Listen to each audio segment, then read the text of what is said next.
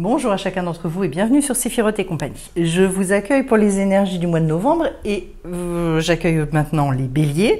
Donc bienvenue à tous et puis on va aller regarder donc ce qui se passe pour ce mois de novembre pour lequel je vais vous envoyer plein d'énergies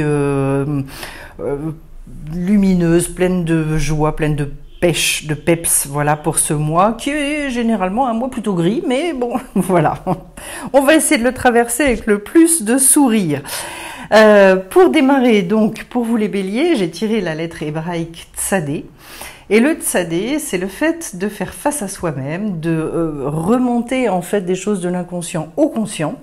Donc en fait, besoin de comprendre certaines choses. Moi, ce qui vient tout de suite en fait dans votre tirage, c'est quand même un monde émotionnel là qui brasse, avec peut-être beaucoup de désirs, parce qu'en fait, ici en dos de deck, j'ai donc la reine d'eau. Et c'est un personnage elle est pleine de désirs, elle attend aussi que la vie puisse la séduire pleinement. Donc beaucoup d'attentes en fait, c'est ce que je ressens dans le tirage, d'envie, il y a quelque chose qui peut bouillir un petit peu. Et puis en même temps, ce que je constate, c'est que vous allez chercher la bénédiction. Vous allez vraiment, et je crois que ce qui vous empêche d'accéder à à cette abondance que vous recherchez, c'est parce que émotionnellement, il y a peut-être quelque chose d'un petit peu déstabilisant en fait. La reine d'eau, elle n'est pas forcément extrêmement sûre d'elle. Il peut y avoir une hésitation en fait pour aller vers l'épanouissement. Voilà. Et vous savez, on est des êtres ambivalents, c'est-à-dire qu'il y a des fois, oui, il y a une partie de nous qui le souhaite et qui le désire profondément, puis une autre partie qui retient un peu et on ne sait pas trop pourquoi. Donc c'est l'occasion sur le mois de novembre de se dire, allez hop, je me débarrasse de ce truc-là. De toute façon, de l'autre côté, j'ai la quête de vision. On voit bien, j'ai envie de discerner quelque chose, ça va bien avec la lettre Tsadé, besoin d'accéder à un moment à l'évidence et puis des choses qui vont me permettre justement de repartir, d'avancer, de mettre dans la matière sans me poser 36 questions. Je vous comprends, il y a des moments comme ça qui sont un petit peu pénibles parce qu'en fait on est beaucoup dans une forme d'attente, on a l'impression qu'en fait on attend la vie alors qu'en fait eh bien, au fond de nous on sait globalement quand même que c'est à nous de comprendre quelque chose. Il peut y avoir une peur, il peut y avoir comment est-ce que je peux dire ça? Avec la quête de vision, en fait, on est dans un espèce d'entre-deux et on attend qu'il y ait une révélation pour retrouver cette espèce d'assurance et cette réponse dont on a besoin. Alors, par où on va commencer? Par un magnifique 3 de feu. En fait, pour rentrer dans cette roue médecine, avant d'accéder au monde matériel, je me retrouve avec ce 3 de feu qui est une volonté de voir grand.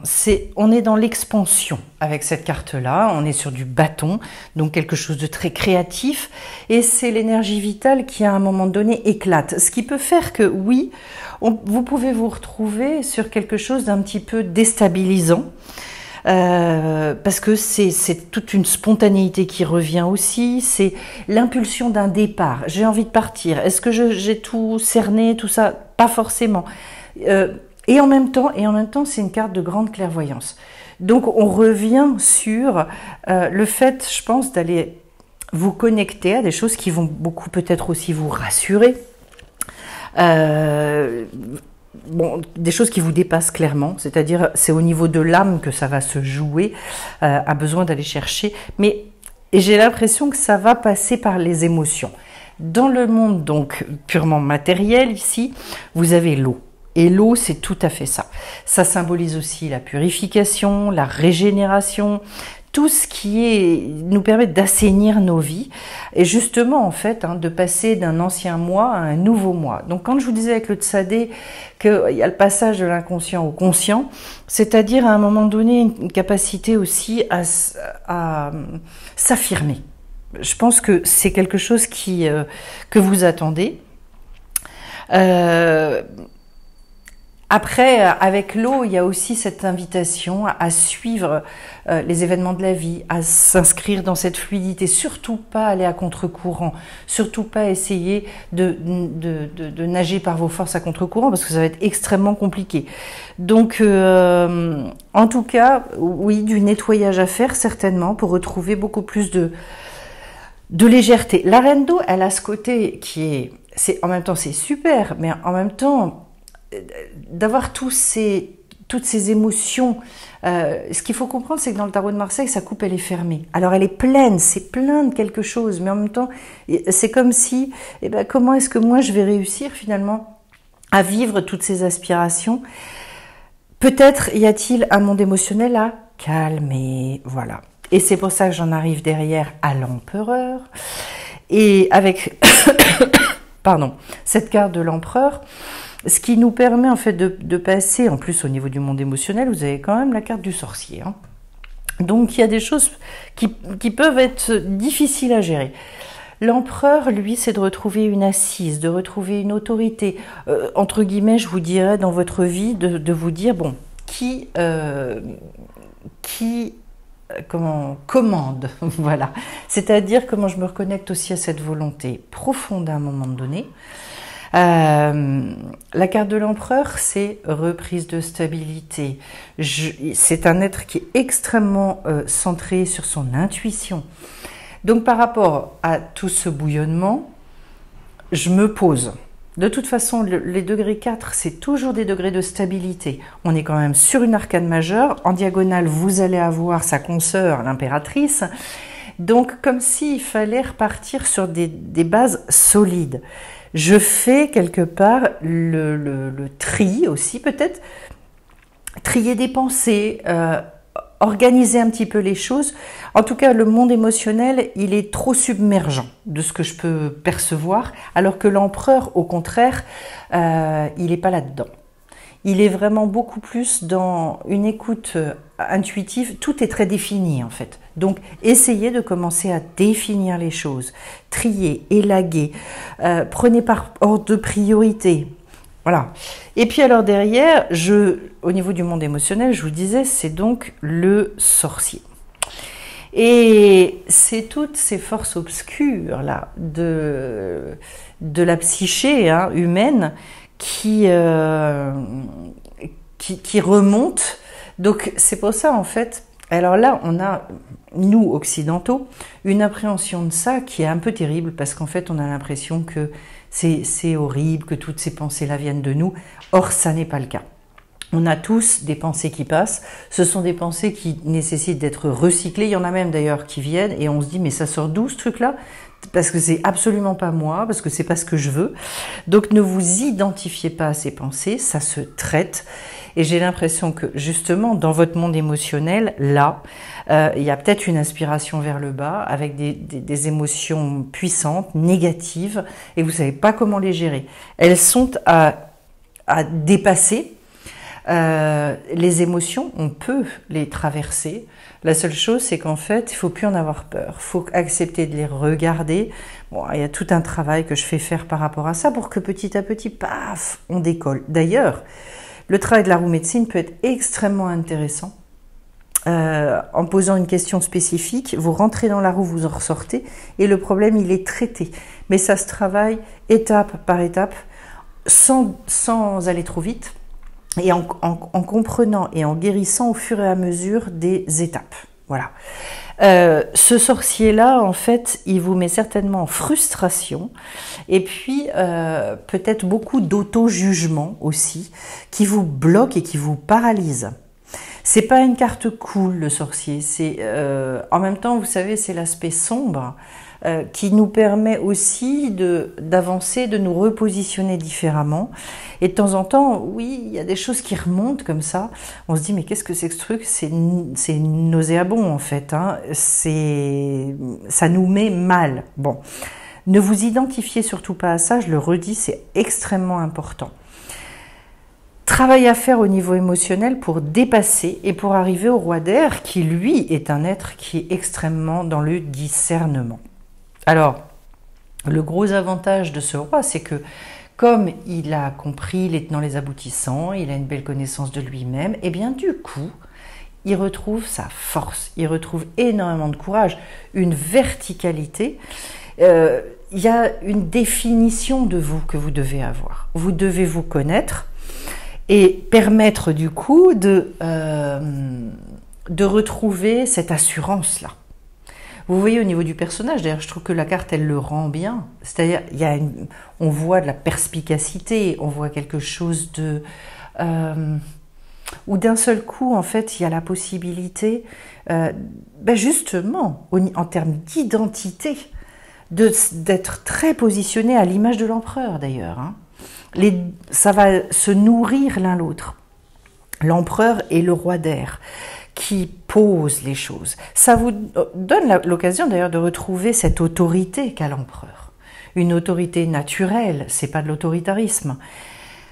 Une fois qu'on en est là, on passe à la récupération d'âme, donc qui va concerner le mental, l'intellect. Ça m'étonne pas, c'est comme si votre mental, il était peut-être un petit peu en déconfiture, je sais pas comment on peut dire, mais éparpillé en tout cas. Peut-être est-ce que vous ressentez une sorte d'éparpillement intérieur qui... enfin pour moi c'est très déstabilisant ces périodes-là parce que d'un seul coup on a l'impression de plus rien maîtriser. Ne vous en faites pas, on passe tous par là, il y a des moments où c'est plus compliqué que d'autres. Eh bien, en même temps, en fait, quand on redéfinit et quand on se reverticalise comme ça, c'est pour nous renforcer au bout du compte. Les périodes de déstabilisation sont des périodes qui amènent en fait à mieux se définir, à se renforcer, à s'affirmer encore plus, ce qui est aussi l'objet avec la lettre Tzadé. Le Tzadé, en hébreu, il est lié aussi à la notion de Tzadik. Le Tzadik, c'est celui qui est juste. Donc, d'aller regarder aussi à ses intentions, à clarifier toutes ces choses-là. Voilà, si vous avez de toute façon de bonnes intentions, sachez que ça suffit, c'est bon. Voilà, on ne va pas se poser 10 000 questions autour. Quand on a des sentiments, des émotions qui sont des émotions négatives, je dirais ce sont comme les outils pour aller rechercher derrière une guérison à un endroit bien spécifique. Voilà. Derrière cette récupération d'âme, c'est très puissant. Ça veut dire aussi que quelque part, oui, vous avez des étincelles supplémentaires à aller chercher. On peut recevoir des étincelles supplémentaires au niveau de son âme quand on avance et qu'on dépasse certaines choses, et ça nous donne en fait une puissance supplémentaire pour traverser ce qu'on a à traverser. Donc, n'ayez crainte, même si c'est pas une période aisée et même si on en a marre d'être un peu ballotté. Et derrière, j'ai l'impératrice. L'impératrice est celle qui peut exprimer les choses. C'est le pendant de l'empereur, l'empereur étant celui qui assoit les choses dans la matière, qui va les réaliser. Et là, vous avez quelque chose à réaliser au niveau émotionnel, c'est évident. Et là, du mental au spirituel, on vous fait passer par l'impératrice qui, elle, va définir les projets. C'est elle qui... finalement, en étant d'ailleurs, vous voyez, là aussi, très centrée, très verticale, en paix avec elle-même, on le sent, parce que ça aussi, c'est certes dans la dimension féminine, mais en fait, c'est quelqu'un qui est extrêmement dans une autorité tout à fait naturelle. L'impératrice, elle a aussi une grande puissance à exprimer. Elle se sent en sécurité également. Et je pense que vous avez besoin peut-être de retrouver cette sécurité et surtout ce calme-là. Je pose les choses. Il est question d'assurance et de confiance en soi. C'est pour ça que vraiment la lettre Tzadé pour moi, elle est très juste parce que je vous dis, on va vers la carte d'affirmation. Au niveau spirituel, j'arrive à l'arc-en-ciel et c'est comme si, c'est très beau parce que c'est comme si on disait, vous réussissez à refaire finalement le lien entre le spirituel et le matériel. C'est-à-dire, ça y est, waouh, je me rassure, je me pose, je me rends compte qu'en fait, je suis vraiment dans ce partenariat avec la vie. J'ai un vrai soutien. L'arc-en-ciel, je le redis, c'est au niveau de... dans la Torah, c'est l'histoire de Noé. Après le déluge, Dieu, pour lui dire non, j'ai promis que le déluge n'arriverait pas, et en signe de ma promesse, en fait, eh bien, je t'envoie l'arc-en-ciel qui relie le ciel et la terre. Donc on est là sur aussi une carte qui symbolise toutes les étapes du chemin spirituel, et il est très clair que là, vous avez besoin de vous accrocher à ça pour pouvoir dépasser ce que vous avez à dépasser. Ça note aussi le fait que vous êtes bien en lien avec l'esprit. Ne vous mettez pas martel en tête, parce qu'à un moment donné, c'est la tempête émotionnelle, on en traverse et on en retraversera d'autres, c'est pas grave, mais plus ça va et plus, en fait, on les traverse différemment. Vous êtes de toute façon en lien, c'est clair et net. Et on vous dit au travers de ça, de toute façon, puisque c'est la carte centrale, que c'est la bénédiction qui arrive derrière ça. Le faiseur de pluie est celui qui, justement, vous savez, quand on s'accroche dans la vie, quand on reste bien droit et qu'on se dit de toute façon je vais aller au bout, eh bien, non seulement on va au bout, mais en plus, les bénédictions arrivent. Et le faiseur de pluie, c'est vraiment ça. Dans cette manière de regarder la vie, dans cette manière de s'accrocher, de rien lâcher, de se dire de toute façon, par rapport à ce que je ressens en moi, finalement, pardon, et je parle souvent d'ambition spirituelle, c'est important de garder cette ambition spirituelle. On a besoin de ça. Et le faiseur de pluie, c'est celui qui sait demander, qui sait finalement, à l'image de l'impératrice, qui travaille beaucoup avec l'expression et la communication, c'est le verbe l'impératrice. Eh bien, demandez. Faites vos demandes. La seule chose, c'est que la demande, elle n'est valable qu'à partir du moment où vous êtes intimement convaincu et que vous avez été capable déjà de vous projeter, de créer les choses dans le monde spirituel. À ce moment-là, et si c'est vraiment déjà créé là-haut, ça va descendre en bas. C'est parce que c'est comme ça que le monde fonctionne. Donc, de toute façon, il n'y a pas de question à se poser par rapport à ça. Alors, si maintenant, je vais compléter avec une petite carte des chemins de l'éveil et je tombe sur le désir. Le désir, alors ça, on est en résonance avec la carte de la reine d'eau, et peut-être que ce désir, il doit s'exprimer, il doit s'ouvrir, il doit aussi peut-être, je dirais, s'organiser. C'est-à-dire savoir se mettre en mots. C'est très important. Et puis là, manifestement, et vu où l'impératrice est placée, c'est-à-dire, mais demander à l'univers. Il y a tout un tas de choses, vous le savez bien. Enfin, je veux dire, quand on a un peu vécu, il y a des choses, on a compris qu'en fait, sans l'aide de l'univers, de toute façon, on n'aurait jamais eu tout ce qu'on a eu. Donc, plus nos projets sont ambitieux, et plus on a besoin de travailler dans ce partenariat-là. Et autrement, j'ai la carte de l'âme avec l'oracle de Origine, donc la carte de l'âme, c'est très très joli. Se réaligner, ce que j'entends aussi pour vous, c'est un besoin de se réaligner. Pour que le monde émotionnel se calme et qu'à un moment donné, vous puissiez avoir cette sensation prégnante de reprendre les rênes. Voilà, tout. De toute façon,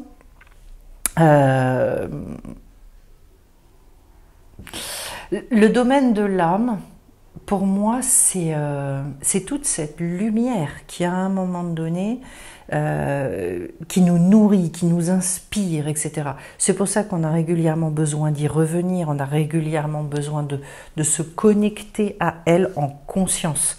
On n'est jamais déconnecté de son âme, sinon, bien évidemment, on ne serait plus là. Mais en revanche, on est, on n'est pas connecté en conscience du tout, la plupart du temps. Voilà. Donc d'être très à l'écoute.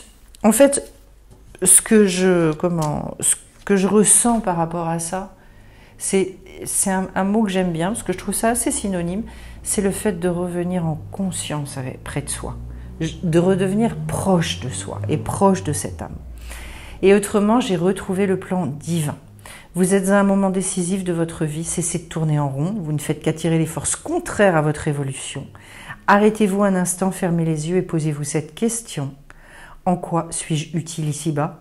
Vous n'avez pas besoin de chercher votre plan divin nulle part ailleurs qu'en votre âme. Bon, ça résume super bien tout ce qu'on a dit. Et vous voyez qu'en fait, là où vous serez utile, là où vous ressentez toute cette espèce de ce désir profond finalement d'être utile, de partager, c'est juste. Voilà. N'allez pas chercher plus loin, c'est bon comme ça. J'espère que ce tirage vous aura parlé et vous aidera à traverser ce mois de novembre. Ne lâchez rien, c'est là, ça vient. C'est juste, je trouve, à organiser, à calmer aussi. Donc pour ceux à qui ça parle, je vous remercie pour les commentaires aussi que vous pouvez me laisser. Merci pour vos likes. Et puis, je précise que sur la fin de ce mois, je fais une très belle formation 2e niveau sur les lettres hébraïques que je mets donc en lien avec les parties du corps, etc. pour travailler de manière très concrète avec les lettres. J'explique comment elles fonctionnent dans leur énergie et je donne la symbolique systématiquement pour chaque lettre. Si ça vous intéresse, n'hésitez pas à aller voir sur sephirotetcompagnie.com et je vous retrouve très vite sur la chaîne, je l'espère en tout cas. Beau mois de novembre à chacun d'entre vous. À bientôt. Bye bye.